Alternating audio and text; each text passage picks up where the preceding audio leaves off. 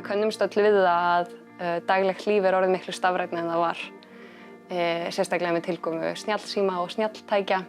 Þá þetta einhvern veginn út allt og á sama tíma miklu notendavænna og gagnvirkara en það var, sem gera það verkum að börn eru til dæmis orðið miklu virkari notendahópur.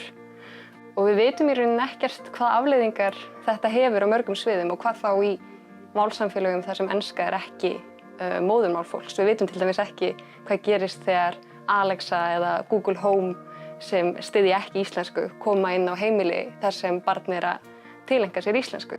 Og þetta eitthvað sem hefur í rauninni mjög lítið verið skoðað með umfangsmiklum hætti. Þannig að í verkefninu þá erum við að þróa nýjar aðferðir og tæki til þess að mæla hvaða áhrif þetta hefur á málkunnáttu fólks og máltöku barna. Og þegar við skoðum það, þá erum við á sama tíma að athuga hvaða áhrif þetta hefur mögulega á málið sem heild. Þetta bara spurning það að við vitum raunverulega hvort börn hafa einhvern hag af því að nota þessa tækni sem núna til staðar og hvort við eigum að framleiða mun meira af kennsluefni til dæmis sem þá gagnvirkt og stafrænt.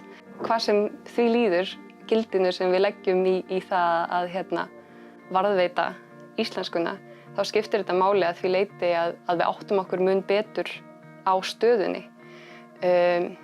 Áttum okkur á því hvernig í rauninni íslenska virkar í þessu alþjóða vætta samhengi þar sem enskan allsráðandi.